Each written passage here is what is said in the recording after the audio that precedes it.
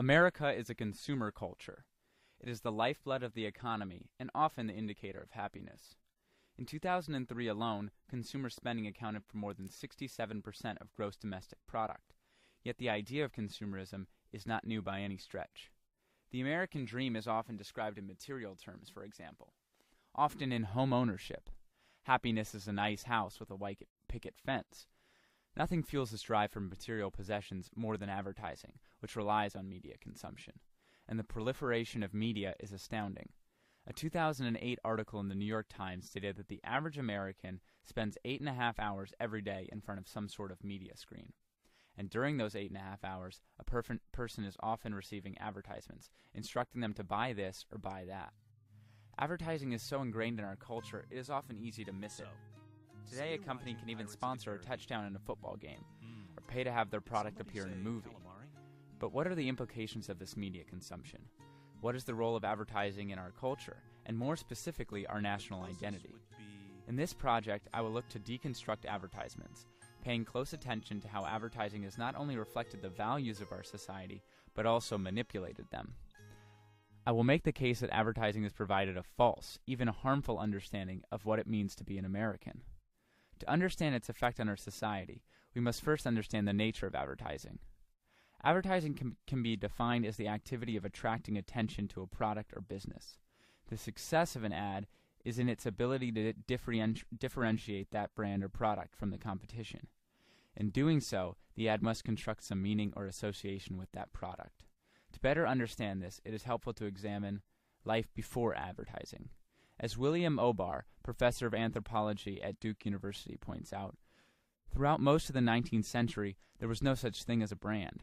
People took their own containers to stores and bought generic products. Coffee was simply coffee. A loaf of bread was a loaf of bread.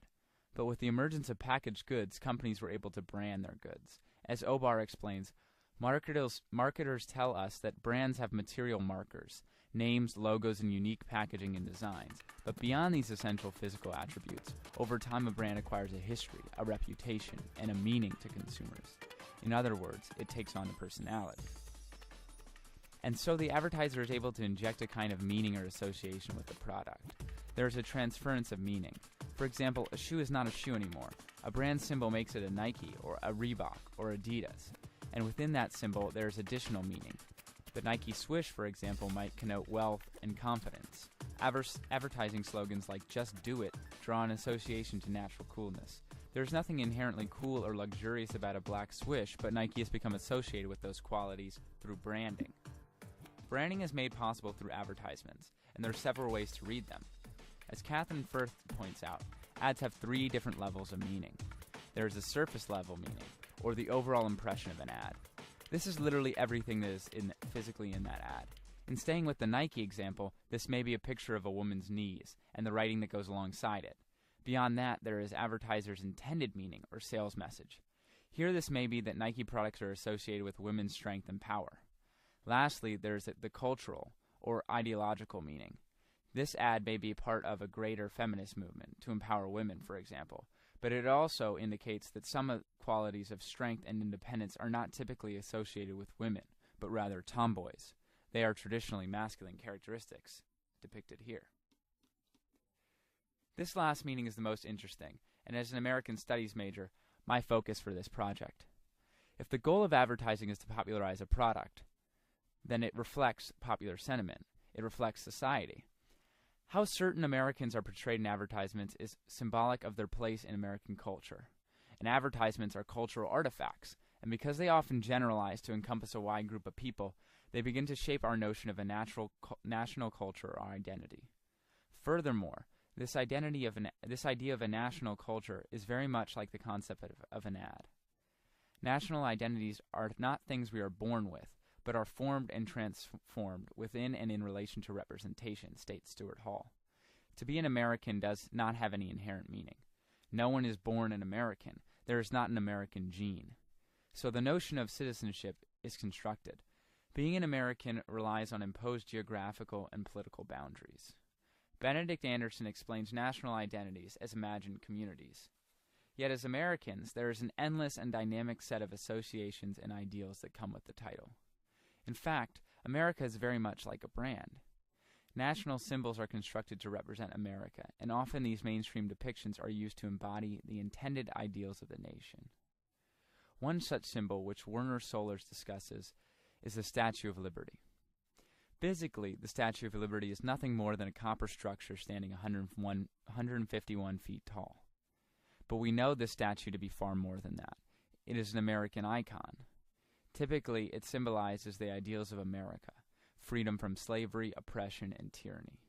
It is part of the cultural discourse that shapes what we think of as America and what it means to be an American. And today, advertisements have played an influential role in shaping this discourse as well.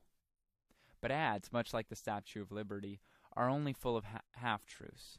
They often do not tell the true American story. The Statue of Liberty, for example, can also represent the anti-immigrant sentiment.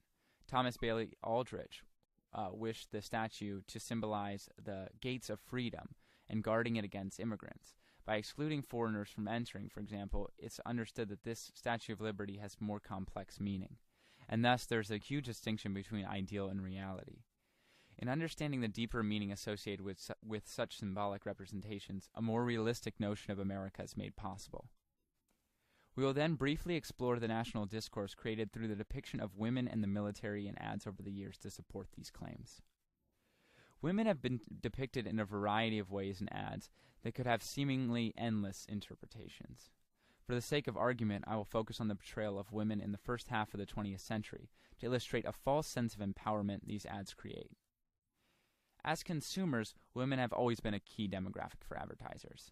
Because most women were homemakers, advertisers looked to appeal to the domestic women. According to a 1976 article in the Journal of Marketing Research, only 13% of women were shown as workers in 1958, compared with 57% for men. While this demonstrates a huge gender divide in the workforce, the messaging of these advertisements is even more telling. The advertisers' intentions were often to display domestic products in a way that made women feel good about themselves. The women are incredibly cheerful most often and gain a sense of independence and freedom following their purchase. While the discourse created by these ads provided a vision of a liberated American woman, a careful examination reveals alternate meanings. Let us consider a laundry service ad from 1926, featured in Ladies' Home Journal. On a surface level, this ad is telling women that they can take control of their lives. It instills a sense of independence and autonomy, asking, "Might have been ours. How many of them are yours?" By using a laundry service, the ad explains that women will have more free time. Here they have referred to hours as something a woman can be in charge of. They can either be their hours or someone else's. And by using laundry service, they can break out of the domestic sphere and have space to explore their independent side. Yet this is a decidedly false sense of empowerment. First and foremost, they have cast women into a confining domestic role. It is clear that whether or not they personally are responsible for do the laundry or not, they are responsible for the task. They are speaking solely to a female subject and have multiple pictures of women as well.